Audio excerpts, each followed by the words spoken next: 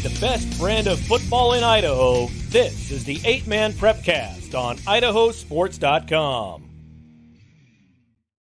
That's right. Welcome in another edition of the Idaho 8-Man Prepcast on IdahoSports.com. Brandon Baney, as always, joined by Will Hoenike. Will, what's up? Just living. You? Yeah, living a little more frantically than others, I suppose. But yeah. That happens sometimes. Yeah, for sure.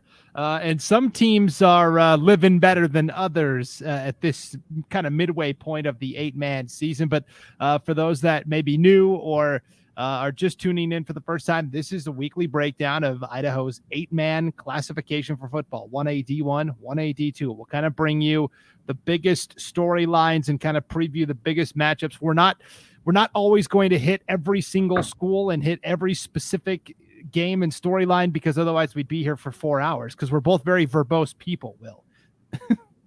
So, and I see Will just nodding in agreement there. So it would be fun. But I think we would have a lot of people kind of coming in and out based on where we were talking. Not too many people would help you hitting those start to finish goals.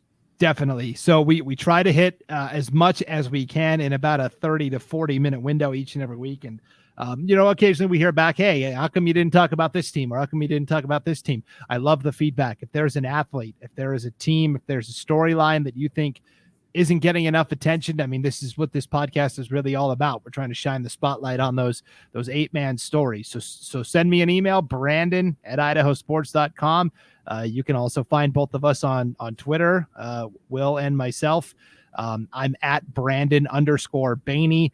We also have the at Idaho 8-man Twitter account, or you can leave a comment on this video, whether you're watching that on YouTube or Facebook as well. And yeah, we'd love to get the word out about your favorite team and or favorite players. So yeah. Okay. Now let's dive into it. I thought the game of the week last week was a game that we covered on IdahoSports.com. It was a 1A D1 battle between Oakley and Carey. Paul Kingsbury was on the call, and this was a wild back and forth game that really came down to pretty much the very end. Yeah, and the thing is, Oakley goes out and gets the win there. They made enough plays to make it happen. And I think we learned two really important things in this game. Number one, Carey, in their first year coming up from D1, D2, they can hang with anybody. There's nobody that on any given Friday they can't beat. However, they've shown a little bit of propensity this year to be their own worst enemy. That season opening loss to Grace, they turned the ball over 5 or 6 times. And in reading up after the game, Lane Kirkland, after the game, the Carey head coach, saying that much the same, hey, we turned the ball over. We had some penalties negate big plays. They kind of got in their own way a little bit. And yet there they are against the number 1 team in the state right there down into the waning seconds. So they can definitely play. And we know that Oakley can play. We know that Oakley can really play. Porter Pickett, Ethan Torbow, they're still waiting, from my understanding, hoping to get Bryce Severe back here in the next week or two. Keyshawn Crocker comes up with 3 interceptions on Friday night. So we know that they can play, and Carey is right there with them. Yeah, Carey led the game at halftime 30-28. Ultimately, Oakley gets the 42-36 win. Which means in the second half, Oakley does this time and again, right? Raft River jumped out to a big lead against Oakley and then kind of faltered. Oakley is a very strong second half team. So not only, is it imperative that you get off to a good start against Oakley, but you got to keep it going for all 4 quarters, because Oakley, I think the difference we're seeing in these games is the talent is pretty equal, but Oakley is just a little more consistent maybe than those other teams. Yeah, and whether it's deliberate or whether it's in-game adjustments, they seem to scheme really well there, in that, things are maybe a little bit more wide open in the first half, and then in the second half, again, whether it's by design going in or whether it's literally adjusting on the fly as they see things, they really seem to tighten things down, and almost kind of the old metaphorical, they kind of boa constrictor, and they just kind of put the squeeze on you in the second half a little bit. And they've had some teams that have been there with them, but then those teams have they've kind of run into that boa constrictor, if you will. The one The one difference is Kendrick, who beat them a few weeks ago in a game that was played in Cambridge, not too far from where I'm sitting right now. So they they seem to have a fairly specific design of, they're gonna come at you and they're gonna figure out where they can tighten down, and then they're gonna tighten down, and it's up to you to adjust back. And to this point, the only team that has adjusted back enough to win a game is Kendrick, who might be, classification aside, Kendrick might be the best 1A football team in the state. That's right, and we'll get to Kendrick in just a little bit. But now when you look at the Snake River Conference standings, Oakley stands alone at the top. They're 4-1 overall, 3-0 in conference play. And then you've got a tie for second right now between Murtaugh and Raft River. Each team had their own kind of runaway wins on Friday. Murtaugh was able to defeat Glens Ferry pretty convincingly, 72-26. And then Raft River played Valley, and they won 56-6. Murtaugh, I think, isn't getting as much hype as Cary, Raft River, Glens Ferry, or Oakley, etc. But this is a team we've been talking about for a couple weeks now. We really like what Coach Todd Jensen has down there in Murtaugh. Yeah, they were a playoff team last year. They're most likely going to be a playoff team again this year. They can hit some big plays with you, and they can play a little defense too. The question is when they have to, are they at that tier where they're just good enough, or when they go up against an Oakley, a Raft River, are they going to be able to trade punches with the quote unquote big boys? I think that's the thing that we need to see from Murtaugh. But they're definitely one of the 12 best teams in the state. And as a result, I'd expect them to be in the postseason. How far they go once they're there, that's the thing that, they'll get the luxury. I mean, I remember when I was a player, all I wanted was a chance. I just wanted that opportunity to line up across from the big guy, to be in the batter's box against the number one pitcher, to be defending the best guy on the other team. That's all I wanted, was that chance. And you know what? If that guy torched me, if that guy blew me up, whatever, okay, at least at that point, I had a say in it. And Murtaugh should have a say in it. And what they do with that say, we'll see. Yeah, in that win over Glens Ferry for Murtaugh, great balance. Sawyer Young threw for 109 yards and 4 touchdowns. Chandler Jones, we talked about this a couple weeks ago. I can't remember who we were talking about, but you made the old comparison to Chris Carter. All he does is catch touchdowns. Chandler Jones, 3 catches, 64 yards, 3 touchdowns. So every single reception went for 6. And then Eli Merrick had 108 yards and a touchdown on the ground for Murtaugh as well. So, I mean, the Red Devils are showing good balance. And you'll notice I didn't even say the name Junior Benitez in that recap as well. And that's their big gun. So if you're balanced out and you're scoring and you're winning games without him, without big performances from him, that bodes well, because when you play a Raft River, when you play an Oakley, when you play a Cary, you know that they're going to know where Junior Benitez is. And the idea is going to be, that's the guy that we got to stop. So if other players can then in tune make plays, it's going to really increase their chance of playing right with those bigger, higher ranked teams. Certainly. And it could be, if we look ahead to the schedule this weekend, could be kind of a business as usual type of week in the Snake River Conference. You've got Oakley hosting Lighthouse Christian, a Lions team that is 0-4. They lost to Butte County last week. I mean, all 4 teams they've played so far are going to be playoff teams. Can Lighthouse get off the schneid? They'll have to do it against the 2-time defending champs, so they'll play Oakley. You've got Raft River at Glens Ferry. Cary is at Valley as well. And so it could be kind of a business as usual. All the big matchups have either already happened or still lie ahead. This week's not going to give us, I don't think, that really compelling matchup. No, all your top teams are going to be heavily favored to win, but the flip side of that coin is the underdog is going to have the chance to shock the world, so to speak. And those can be some of the most entertaining ones, when the team that is maybe the higher ranked team looks up and all of a sudden it's 36-28 in the fourth quarter, and you're thinking, oh man, this game wasn't supposed to be close. What are we doing here? And it's great to see those kind of games. Those higher ranked coaches don't like to see them a whole lot because they don't necessarily want to have to stress as much, but those games in general are just a lot more fun. Definitely. Let's talk about, so Lighthouse Christian lost to Butte County in a non-conference game this past Friday night, a game that we had on IdahoSports.com. They lost that game 60-38, or I should say Butte County won 60-38. It was a tight game for a half, and then Lighthouse Christian just kind of ran out of steam.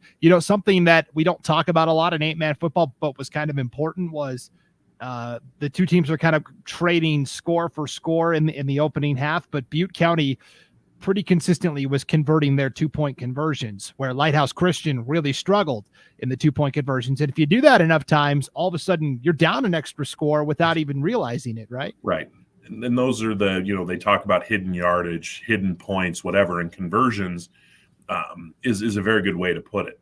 That's a very good example of the hidden points. And the way those two teams play football, Lighthouse Christian, they've got a tremendous amount of speed, a tremendous amount of athleticism. They've got a really good quarterback in Justice Schrader. They want to spread you out and throw the ball around.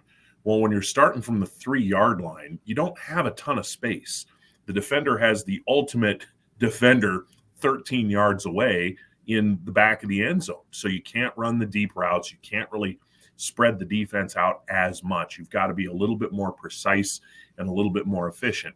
Butte County, on the other hand, Sam Thorngren, the head coach there for years, has basically said, here's what we're going to do. We've got a good line and we've got a bunch of running backs, and we're just going to pound you over the head until you submit. And when you're just trying to go 3 or 4 yards at a time, that's probably going to be more effective in terms of getting the conversions than trying to spread receivers out and win some route battles on the outside, if you will, trying to get inside the corner, trying to find a soft hole in the zone, whatever it may be. It's probably going to be a little more efficient to just run straight ahead and get 3 yards. And, I want to see Lighthouse Christian with my own eyes, because I'm really interested by what they're doing, and I'm really interested by the collection of athletes that they've got. And you think about it, they play Oakley this week, okay? They've played Butte County. They've played Raft River. They played Grace, who's not ranked, but could be. They've played Carey. Everybody, they have played the top crust of 1A 8-man football in the Division I classification. They haven't had a layup yet. So, yeah, they're 0-4. But when they start playing in that second tier, are they going to be able to pile up some wins? Or are they going to be able to push themselves back into the playoff picture? I mean, you don't want to look at a team that could potentially be 0-5 in a few days and say that team's a threat in the playoffs, but who's blown them out? Even of who they've played, Butte County won by 20. It was a close game at halftime. Raft River got after them a little bit. That's probably the one that got away from Lighthouse Christian a lot. But, Carey didn't – who blew them out? Nobody's really blown them out. So I don't know if that's a team that here in a few weeks, if they win some games and they sneak in with one of those at-large berths, which, again, is a Max Preps mathematical equation, I don't know that I'm going to be super comfortable seeing that team on the bracket line right next to me, because when they're playing with some confidence and they're playing with some good feels, that could potentially be a scary team to play. Yeah, it's going to be interesting to see how they continue to develop. They've got one more really tough hurdle here, and then we'll see how they can adjust. Let's talk about Butte County, because you mentioned they've got this stable of running backs. They also, play several guys at the quarterback position as well. Corey Gamet and Brody Westergaard both see time. Corey Gamet had 2 rushing touchdowns, threw a touchdown pass to Trayton Allen. Allen rushed for a touchdown. Rebel Beard, Braxton Gamet both scored touchdowns. Right. And then Brody Westergaard, I thought, really put the game to bed. Right before halftime, Westergaard hits Boston Anderson, the tight end, for a Pirates touchdown. And then Westergaard returns the opening kickoff of the second half for a touchdown as well. So that really is what put the game away. But there's not one guy on that Butte County team that you can say, okay, if we stop him, we've got a great chance. They've got so many different playmakers. Well, and we've talked about on this podcast, I was saying week 1, if Trayton Allen, if he was a guy that was getting 20 to 25 touches per game, he's a 1A Division I State Player of the Year candidate in my minds. But the way they play, I just don't know that they play that way. He'll get his 12 carries, he'll get his 15 carries, but you also, the way they design, the way they run their offense, all those other players are going to get their touches as well. So it's not, you're right. They're one of those teams, much like Cameoi up north. They're one of those teams where there's not a dude. There's 4 or 5 dudes, and that's going to make them hard to compete against. Definitely. Let's talk about the other team that resides in the 1A D1 High Desert Conference, or I guess there's Chalice Mackey as well, the co-op. Mm-hmm. But in terms of, teams that are pushing the rankings in the coaches poll or the media poll, Grace gets another win, 42-36 over Rockland.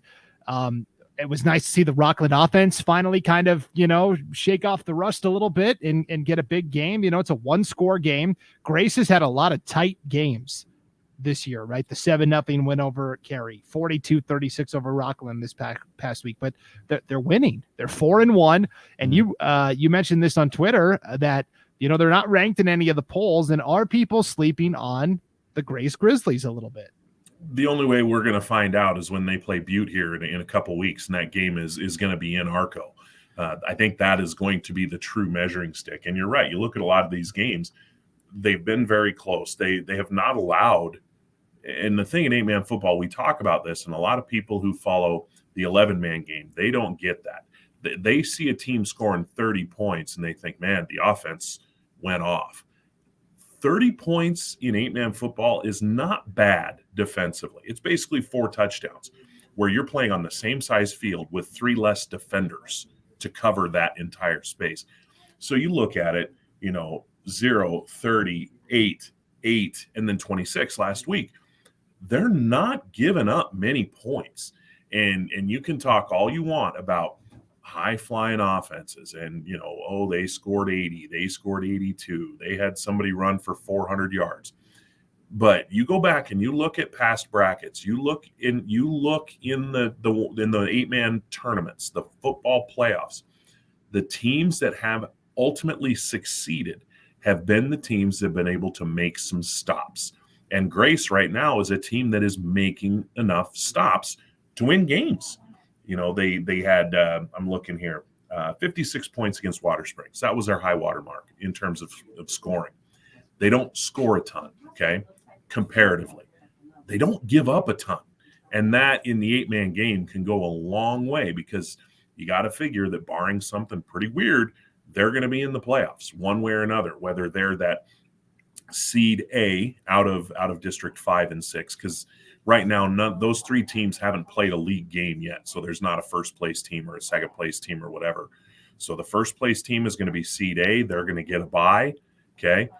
That second team and maybe third team, if Chalice Mackey can sneak in an at-large situation, they're going to play in that opening round or preliminary round or whatever they call those at-large games that come the week before. But Grace is another team because they can get some stops and they can get after you defensively. That's another team that I think that there are going to be a lot of coaches that are not going to be too crazy to see them on that opposing line when it comes to playoff time.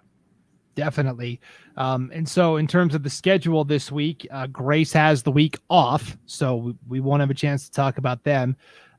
You've got, and this isn't a game that was originally on the schedule. So this is one that was added to, but you've got Butte County now playing Murtaugh.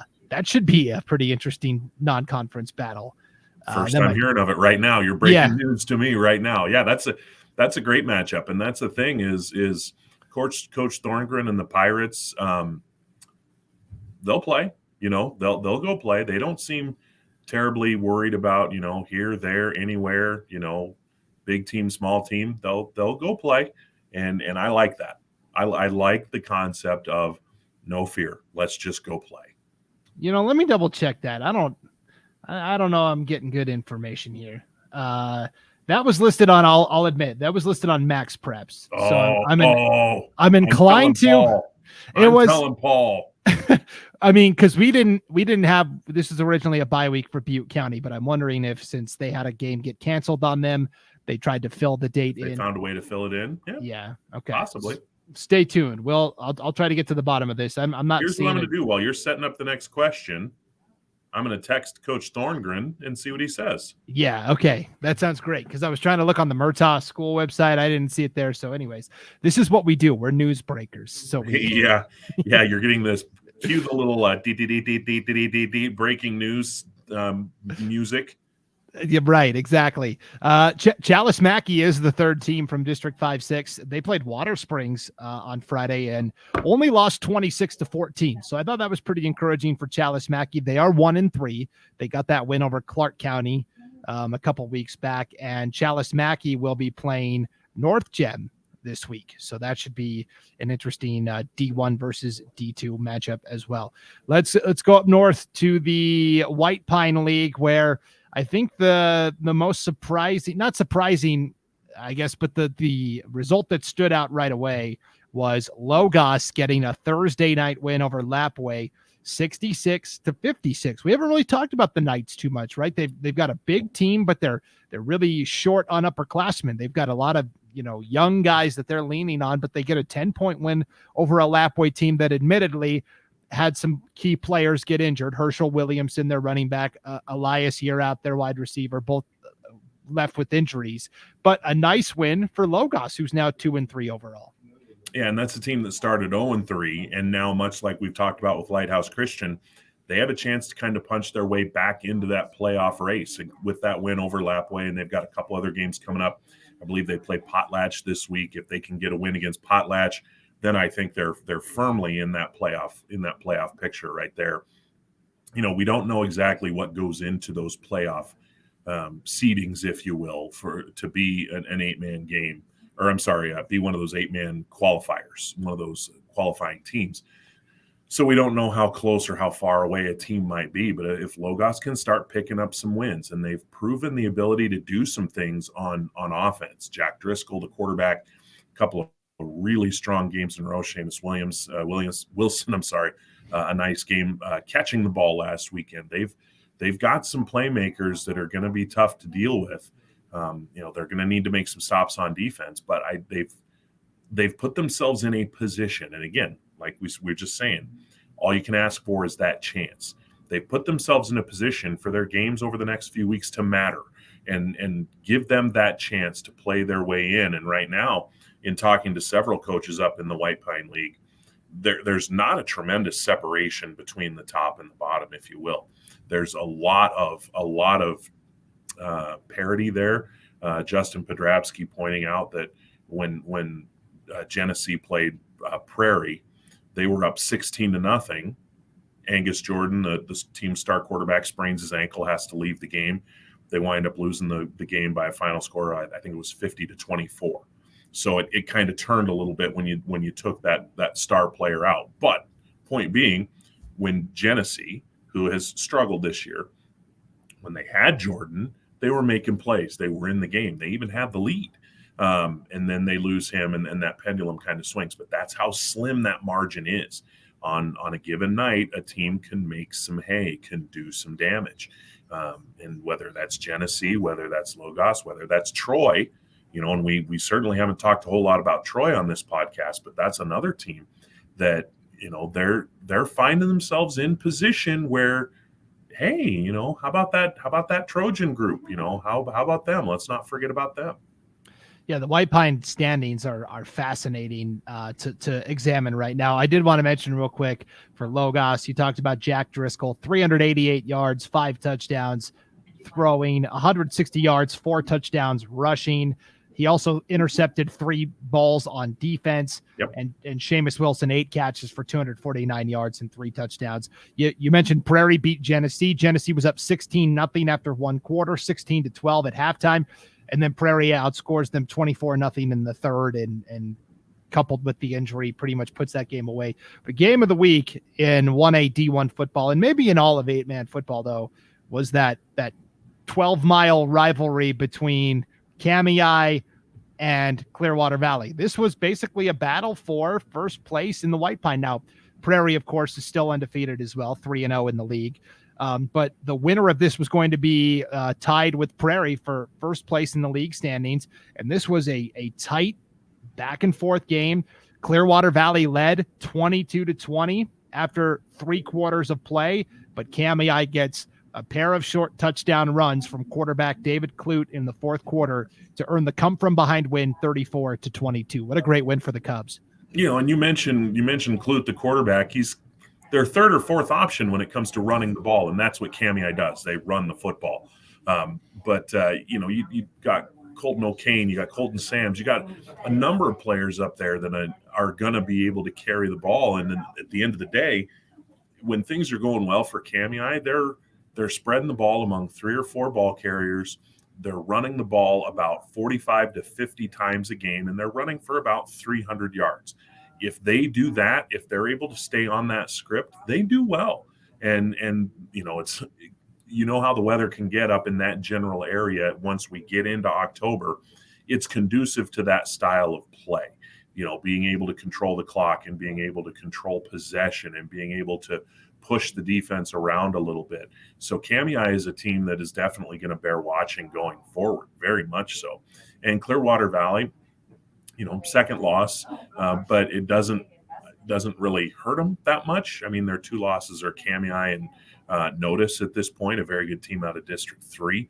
So those are both teams, like you say, that those are teams that I expect playing in the month of November. And I think that either one of them on a given night has a chance to make some noise. But I like what Cameoi is doing because it's a balance, and it's much like with Butte County. It's not, even though Colton O'Kane may be the guy who runs for 150 yards a game, so he gets the bulk of it. They've got 3-4 other kids that if you're going to try and scheme specifically to stop O'Kane, well, here's Colton Sams getting a lot of just body blows going the other way, and maybe he's not hitting the home runs, but he's getting 6, 7, 8 yards a pop. And you can be effective with those other weapons if somebody schemes to take away your one. Not every team has that luxury. Cameoi does.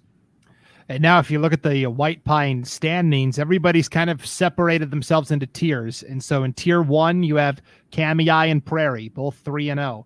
In tier 2, it's Potlatch and Clearwater Valley, both 2-1. The 3rd tier is Troy and Logos. They're both 1-2. And then I never thought I would see this, but Lapwai and Genesee currently at the bottom of the standings, both 0-3 in league play. Lapwai was, again, the preseason favorite in the coaches poll that we conducted on IdahoSports.com, but they, I think, are really starting to feel the attrition of losing a lot of big-time playmakers. So well, you mentioned 2 players left their last game with injury, 2 important players transferred over the summer. Okay, you're taking 4 important 2-way players off of an 8-man field.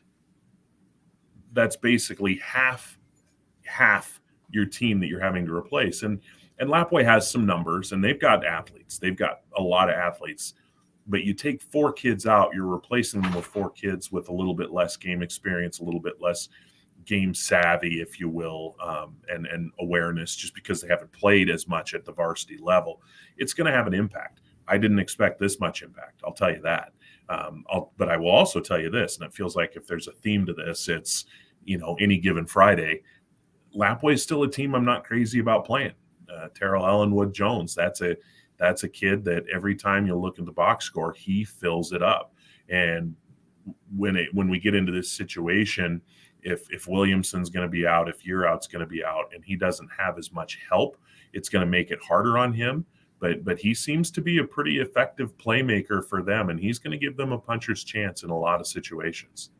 Definitely. So the way these tiers are set up right now, where there's, Cameoi Prairie at the top, Potlatch, Clearwater Valley next, Troy Logos, and then Lapwai Genesee. I'm not sure that's how the final standings will look, but that's just kind of how they appear right now. Lapwai will play at Troy. This is the game for Lapwai, right? If they're going to climb the mountain, if they're going to get back into the race, if they're going to try and get a playoff spot, they got to win this game at Troy. Yeah, the margin's thin for them, and it's the same for Logos, and frankly, it's the same for Troy. If they want to do something, there's no time to wait. You're going to have to start getting it done now, and you don't really have the luxury of if your goal is the playoffs, if your goal is to go to the postseason, your goal is to make some noise there, in a not a literal standpoint, because it's not a loser out situation. the playoffs are starting now.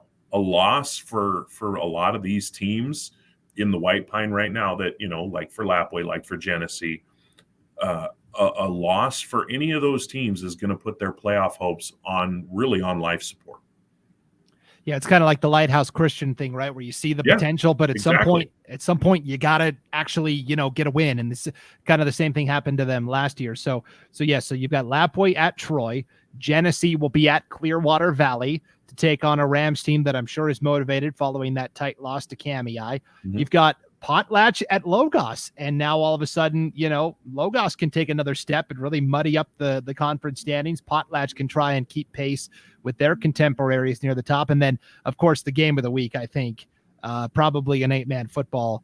Cameoi at Prairie. Winner will be all alone in first place in the White Pine standings. Yeah, that's a great matchup. And I think that Potlatch Logos one is a very low-key, great matchup as well, because Ryan Ball, the Potlatch head coach, he's got a bevy of weapons. Jack Clark, Avery Palmer, Wyatt Johnson. He's got a number of kids who can make plays there, and they've shown that they can play ball. You know what I mean? Their only loss right now, their loss in league, was by less than a touchdown, if I'm not mistaken, to Prairie. So they're right there too. And if they're able to get this win and they're able to put themselves, they would be 3-1 in White Pine play, and they would be tied for second with either Prairie or Cameoi with games going forward.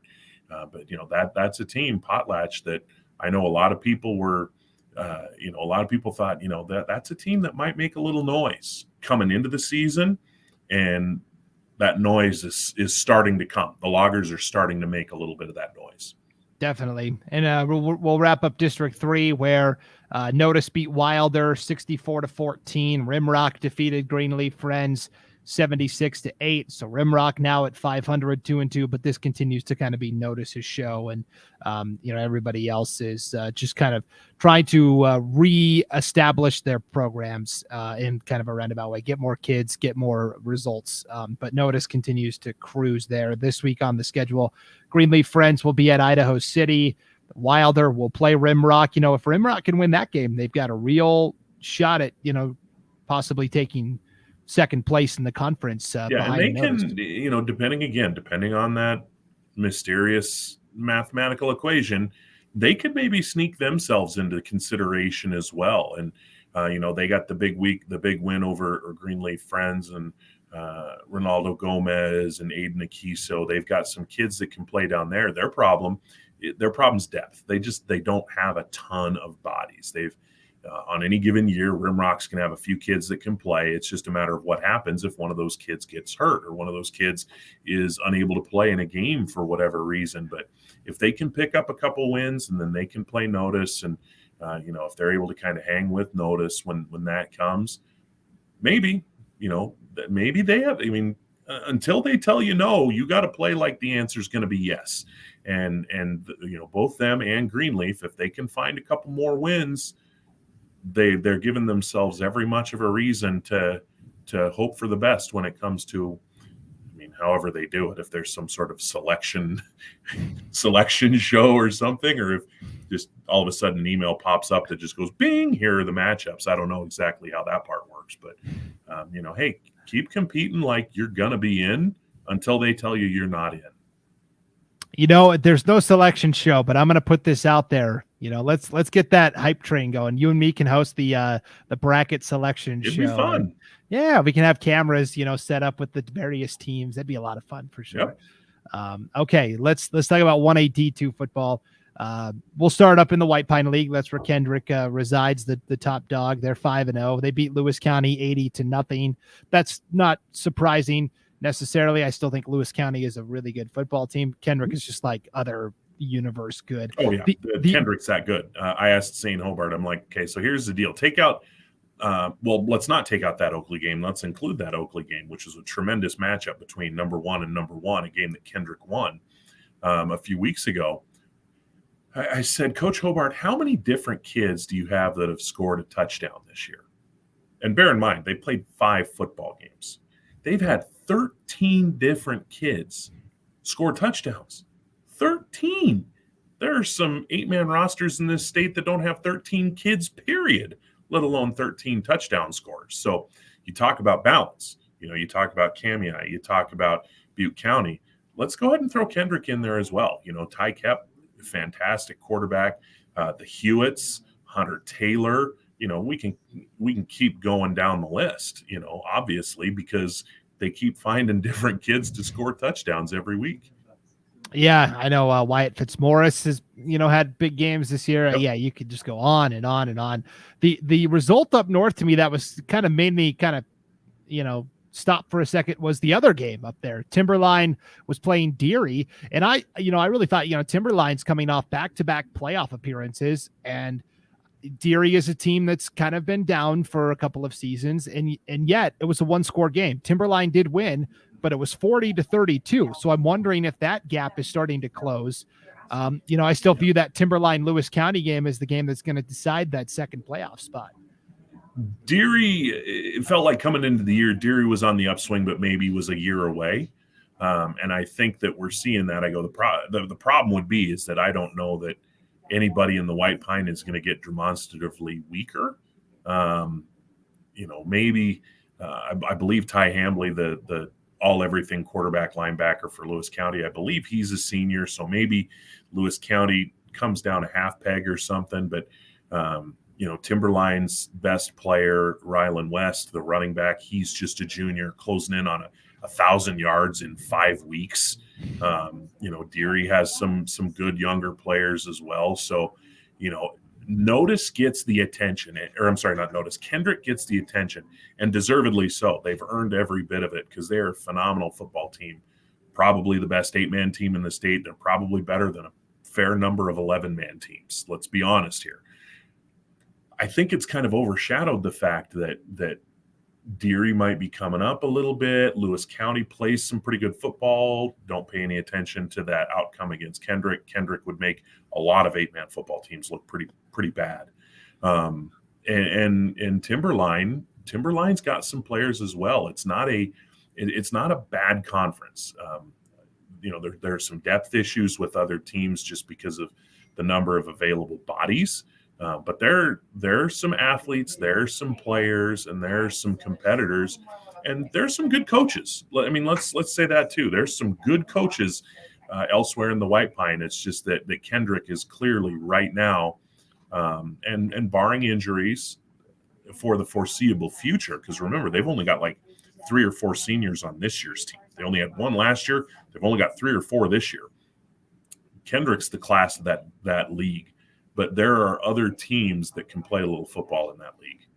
Definitely. And this is kind of an interesting quirk in the schedule. I guess I didn't look back to see if they do this, but it's a universal bye week. All 4 teams are off this week, Will. So that's kind of interesting. Say that again. I want to make sure I heard you right.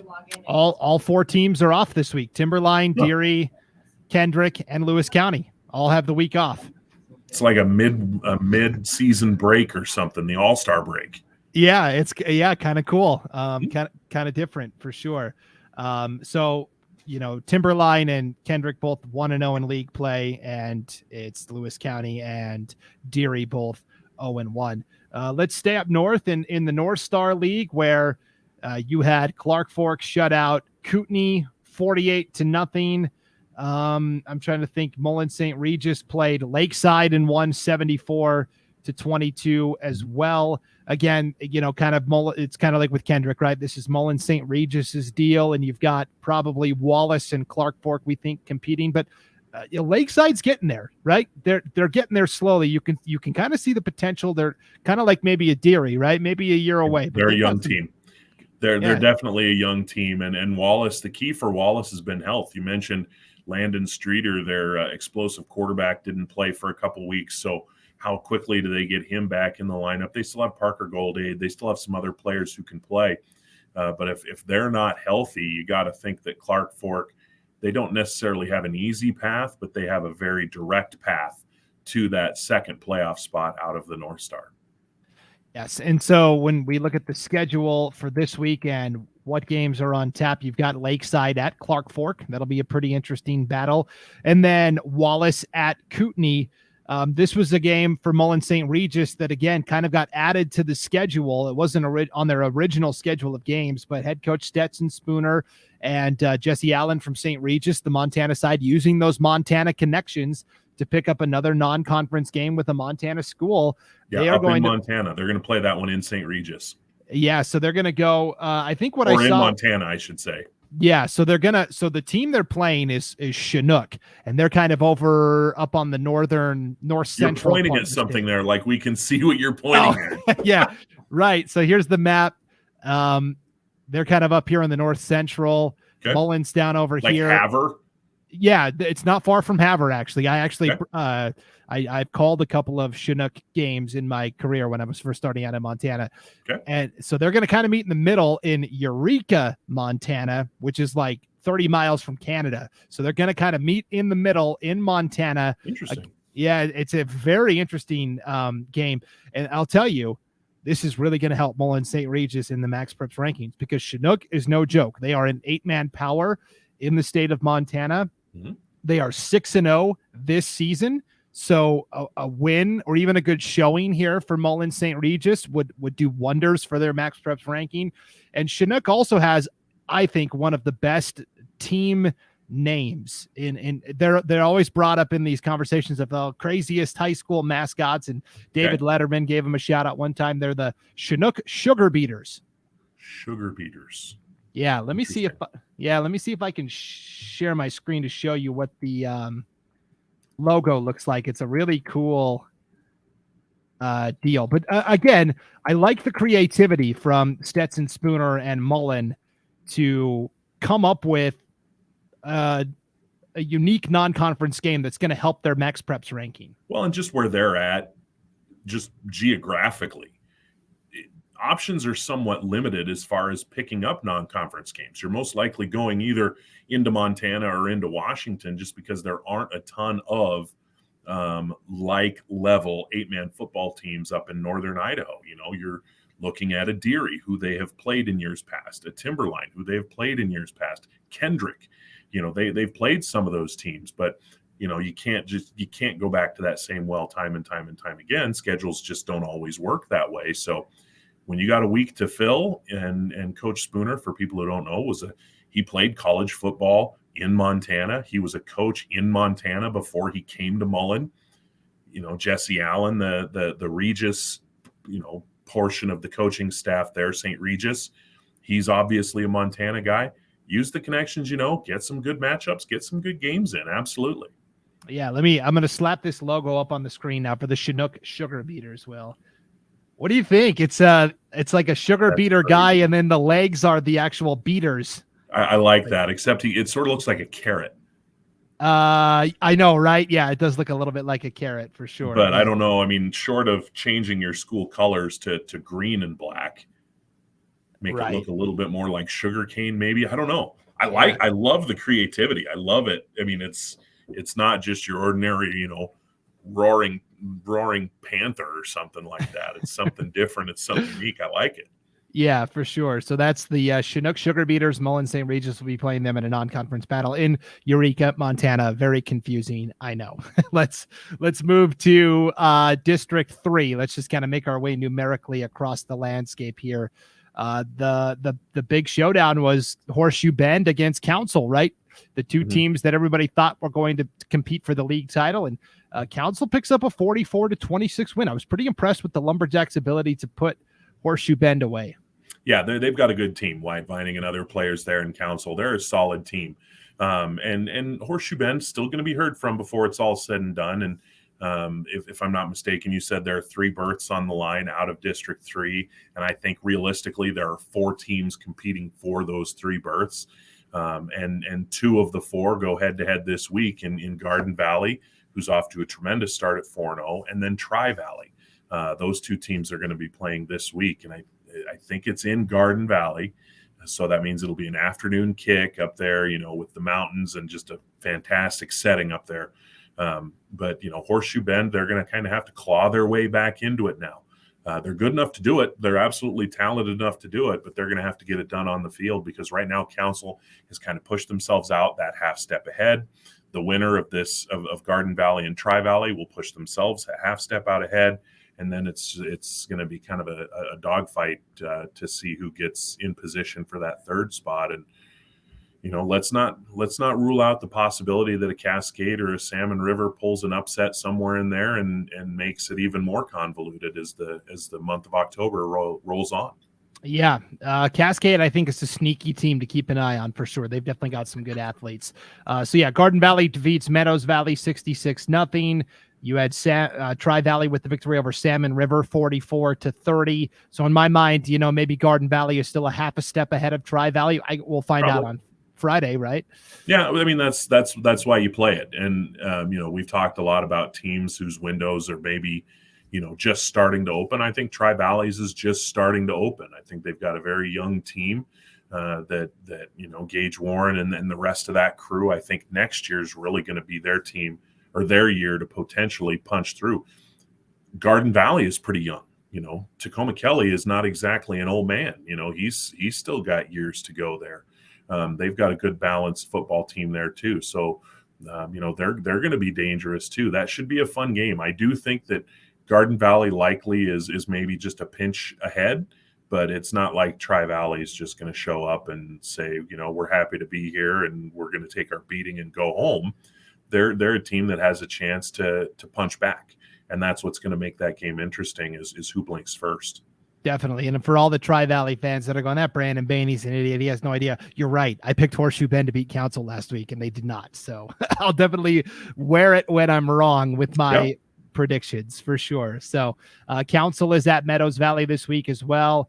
And you've got Salmon River at Horseshoe Bend over in District 3. District 4, we talked about there was kind of this glob of unbeaten teams or teams that had gotten off to really good starts. Camas County, Castleford, Dietrich, and Hagerman. And the first domino was going to fall Friday when Hagerman played Castleford. Hagerman kind of hung early, got a pick 6 on defense that kind of kept him in it, but Castleford in the second half really piled it on, and the Wolves win 52-12 over Hagerman. So Castleford now 4-0. Hagerman drops to 3-2. Yeah, and Castleford's another one of those teams, much like Grace in the Division I ranks. They play really good defense. They don't give up a ton of points. They don't give up a ton of big plays, and they do enough on offense. That's going to make them a factor going forward. And you talk about teams being a little bit ahead.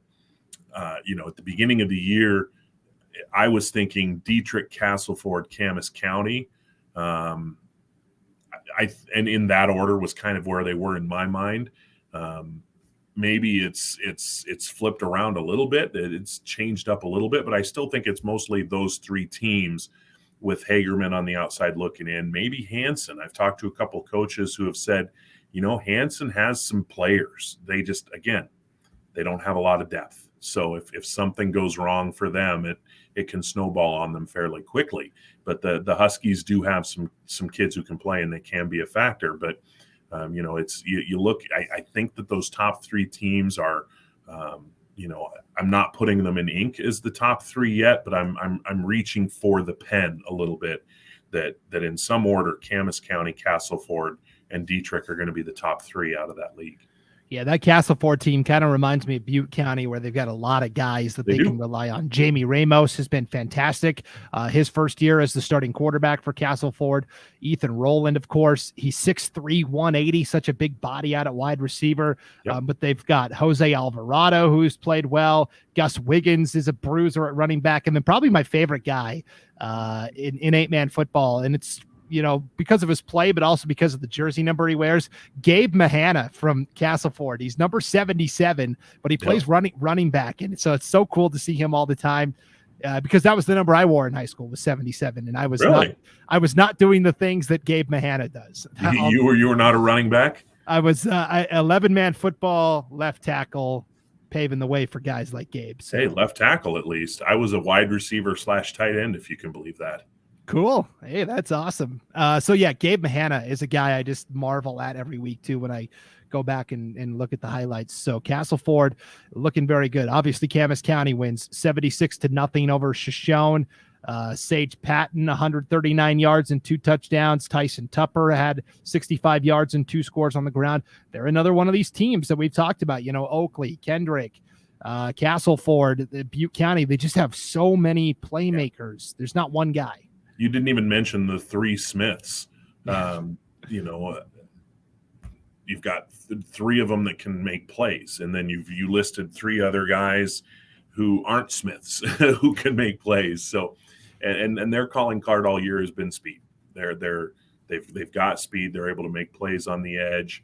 They're able to make some plays downfield, and they've also been very opportunistic on defense. They've probably got somewhere in the neighborhood of 4 or 5 interception return for touchdowns this year. They've returned some kicks for touchdowns. They can beat you in different aspects. They can beat you in different facets. Troy and Tristan Smith, Cody Smith, all of them capable of hurting you in different ways. And they're going to be a tough team. They're going to be a very tough team. And in that matchup that they have coming up Friday, which we'll get to, I will let you be the one to unveil that one.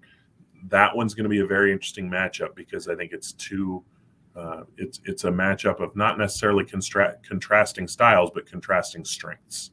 Definitely. Dietrich also got a win over Hanson, 58-8. So the schedule now this week, you've got Dietrich hosting Shoshone. Hagerman is at Hanson in kind of an interesting game. You're bullish on Hanson, and I've been impressed with Hagerman.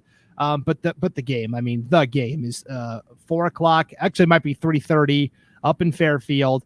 Castleford at Camas County. The next big domino is going to fall. Not just, in terms of this conference, the Sawtooth Conference, but statewide. This is a game people are going to notice. Yeah, this is, you're 2 versus 3, 2 versus 4, something along those lines in terms of your various state rankings. And you've got a team that's able to do it with a lot of explosiveness. And you've got going up against a team that is pretty stifling defensively. And so it's going to be really interesting to see how that game unfolds. Is Camas County going to be able to find some lanes against that good Castleford defense and create some gash plays, create some big plays? And then on the flip side of the coin, and every time I've asked this question, Camas County's defense has basically answered the bell. Are they going to be able to take away what Castleford wants to do? If you've got Ethan Rowland, you mentioned 6'3", 180 pounds on the outside. If you've got him running patterns, is Camas County's defense, are they going to be able to match up with that? And so far, they've been able to do it. And it's largely been Cody Smith, he's not 6'3", 180 pounds. I can tell you that. But, he's a baseball player. He's a wrestler. He's a rodeo guy. He's super, super competitive, and he's super, super tough. And, he may only be 5'8", 5'9". I don't know what his exact dimensions are, but he's not going to back down from a challenge. And him on the outside, he gives them a little bit of something, as far as cover corners go, that allows Camas to maybe focus on stopping the run a little bit more and say, you know what, Cody, we trust you on the outside. We trust you to kind of close down that half of the field, to close down those routes. And if he's able to do that, and if Camas County is able to do that, like I say, which team takes away the other team? Which team neutralizes the other team's strength? That's going to be your winner. And I know it sounds obvious, but it's not always as easy as it sounds. Right. And I promised we wouldn't peek ahead to the bracket and start speculating and stuff until October, but I have to. I have to, because it's really interesting the way this predetermined 8-man bracket shakes out, where we've got kind of this big 3, Dietrich, Camas County, Castleford. There's 3 playoff spots from District 4 available.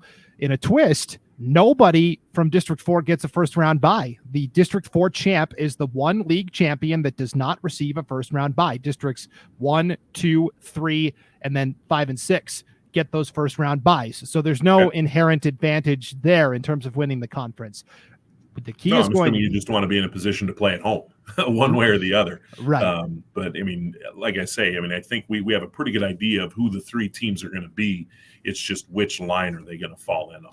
The key is you still want to win that conference title, because even though you don't get a first round bye, you get a setup in the bracket. There's no easy path, but it's a lot easier when you don't have to face Kendrick. The second and third place teams from District 4 will be on the top half of the bracket, along with Kendrick and probably Council if they win District 3. So there's your advantage to being the A seed is being opposite of Kendrick. Oh, yes, you've got so the advantage is if you win that first round playoff game, then you're playing the champion from District 5 and 6 in the quarterfinals. And we'll talk about 5 and 6 here to wrap up, but we've talked about that they might be a little down as a conference this year, Rockland, North Gem, and Water Springs. And also on that half of the bracket would be the champion from District 1, which is Mullan St. Regis. So that kind of sets up as an interesting bracket where maybe you have to travel a far distance, but I don't know. Those are a lot easier games to stomach than, Kendrick, Council on the top half of that bracket. Maybe that's just yeah. I do think that's interesting though, because you take the 2 and the 3 seed at District 4. I mean, there have been people, and count me among them, who have said if there is someone that is going to beat Kendrick, I think it might be a team from District 4. Now, whether that's Dietrich, whether that's Castleford, whether that's Camas County, who knows? But if that's what Kendrick is going to have to go through to get to the state championship game, they're going to have to earn their way there, because those will be good matchups. Those will be good opportunities for Zane Hobart and his kids to be challenged a little bit, and it'll be a good opportunity for the kids on the other sideline to say, "See, look, this isn't a one-team classification. We can do it too." Definitely. So again, bracket talk, maybe a little premature, but I just had to bring that up because as we examine, we're getting into the part of the season now where you can start to kind of see in your head how the bracket might look. So let's wrap up with District 5-6. Rockland lost that close game with Grace. Water Springs beat Chalice Mackey in a tight game. North Gem played the Richfield JV, came away with the win. They still won't play each other until we get to October. So we get a couple more non-conference matchups here. You've got this week, Rockland will play Clark County, a Bobcats team that's, kind of put together a hybrid JV varsity schedule. That'll be a 4:00 kickoff in Du Bois. And then you've got also North Gem this week will take on Chalice Mackey. So those are the matchups there. And it's interesting in that division, since none of them have played. We don't have a true gauge yet on who's the team to beat, who isn't the team to beat. I know that coming in, I thought that Rockland was going to be the team to beat, and maybe they still will be when it's all said and done. But it's Water Springs maybe has the most dynamic individual performer in Drew Plocker. But then North Gem, Corey Hatch, the head coach there, we're going to run, and then we're going to run, and then we're going to run, and then we're going to tell you we're going to run, and we're going to keep running. And until somebody stops it, you gotta factor them in as the team to beat. And they started a little slow. They've looked a little better the last couple of weeks. Can they continue that trend? Can Rockland get on the upswing? It's those last couple of weeks in District 5 and 6 in that league. Those last couple of weeks, very interesting, because I don't think there's a clear-cut number one. I don't think there's a clear-cut best team. Yeah, it's going to be fantastic to watch all that shake out into October. All right. Well, I said we weren't going to hit every conference, talk about every team, and then that's exactly what I did. So I'm clearly winning at life here. So, yeah. You're consistent, if nothing else, right? Right. So that was a pretty thorough, comprehensive breakdown of what's going on in the 8-man circuit this week across the state of Idaho. So again, we will be back to break it all down. There's some big time matchups coming up. I think number one is probably Camas County and Castleford, and we'll recap that for you and everything else as well next week on the 8-man Prepcast. Will, as always, thank you for taking some time out of your hectic schedule to talk 8-man football. I know the fans really appreciate it. So yeah, thanks for having me. I appreciate it. Of course. All right. Well, thanks for tuning in, everybody. For Will Hoenike, I'm Brandon Baney, and we'll see you next time on IdahoSports.com.